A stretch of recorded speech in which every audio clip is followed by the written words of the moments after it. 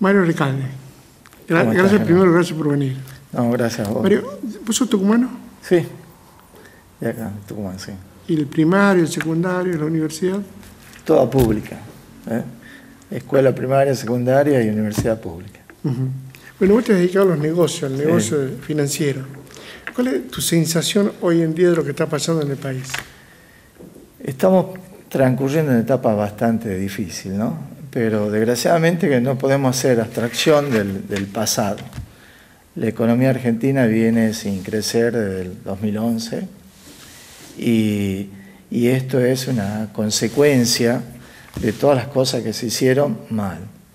Si bien hay una historia que va mucho más atrás y que podemos remontarnos a los 40, 50 años, 70 años, como dicen algunos economistas y periodistas, yo creo que tenemos que analizarlo en la última etapa.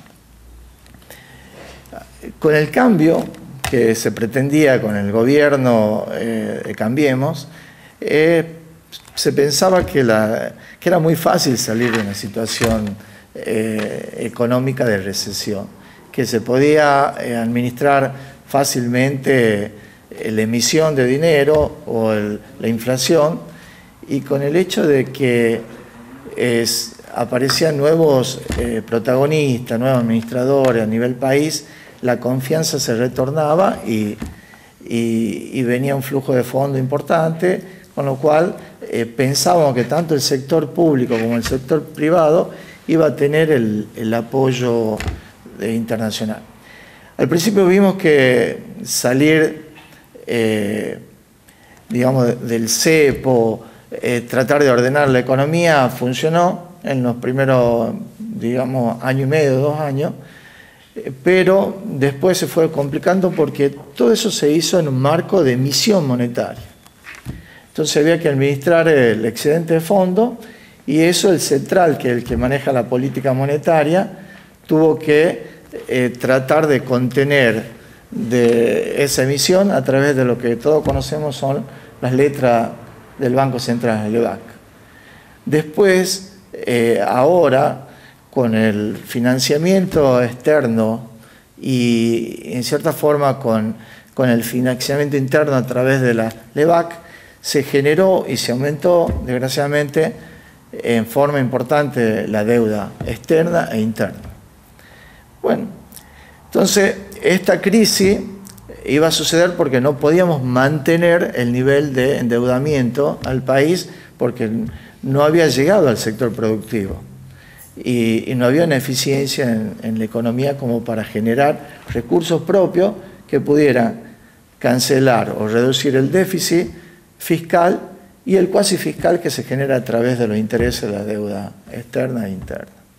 Entonces, la situación se complicó, en vez de resolverse, se complicó. Y hemos llegado a una instancia donde ya la política monetaria del Banco Central no puede contener la crisis cambiaria. Entonces, la disparada del dólar, la devaluación, afecta cada día más, multiplica el problema de la economía. ¿Y cuál sería, a tu juicio, o a vos que te preguntan tus clientes, cuál sería la salida? Bueno, en este momento es difícil tomar decisiones. Algunos han tomado y se pudieron cubrir de alguna manera a través del dólar. Sobre todo hay sector exportador que se ve favorecido y está cubierto. Pero al contrario, la mayoría de los tenedores de LEBAC, que llegó a casi 1 billón, quedaron, cuando uno dice una tasa del 30, después del 40, del 60, que es alta, frente a la devaluación del 100%, todos pierden. Pero el problema es que se genera una caída total del valor de los activos argentinos. Es decir, todos estamos devaluados. Vos, yo, las propiedades, las empresas. Desde diciembre hacia acá, las empresas en pesos perdieron su valor de mercado aproximadamente un 18%. Y si a eso le suma la devaluación, en dólares el valor de la empresa perdieron aproximadamente 120%. Así que es muy difícil ver la solución en el corto plazo. Un axioma de economía dice, a largo plazo todas las variables se ajustan. Si se dispara el dólar, después la tasa, después la inflación. A largo plazo. Pero en el corto plazo la situación es difícil y se lo ve al gobierno que no puede controlarla. Y este tema de las monedas que aparecen, este tema de dolarizar, ¿cómo ves todo esto? O la cibermoneda, en todo esto hay algunos que juegan a eso. Sí, pero son dos cosas distintas, ¿no? Primero es una cuestión cultural. Nosotros los argentinos somos, después de Estados Unidos y Rusia, el tercer país que tiene la mayor cantidad de moneda física en dólares per cápita en el mundo. Es decir, solamente nos superan los rusos y los americanos. Inclusive el americano promedio no tiene tanto físico, que se llama billetes, como tenemos nosotros. Entonces, lo del dólar es un poco cultural. Las empresas, el pequeño empresario, el grande, el pequeño, el exportador, inclusive el empleado, está acostumbrado a ahorrar en dólares. Entonces es muy difícil salir de eso. La convertibilidad es un tema que ya tuvo su experiencia, no terminó muy bien. Nosotros hubiéramos querido que se haga una convertibilidad en base a una canasta de moneda, como se propuso en su momento, pero bueno, tuvo sus cosas a favor y en contra. Lo que se habla de la convertibilidad yo creo que es un absurdo, es decir, la economía, justamente los grandes problemas que tuvimos fueron por la convertibilidad en el 2001-2002. Y no veo como solución.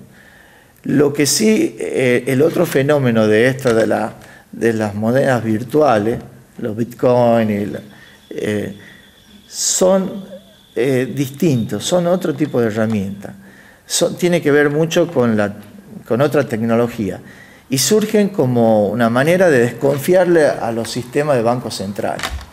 Porque así como tuvimos la crisis nosotros en el 2000, después la crisis se trasladó a otra región y tuvo Europa, parte de Europa también su crisis, Grecia, Italia, España, Portugal. Bueno, todo empiezan a desconfiar, el sistema empieza a desconfiar de los bancos centrales.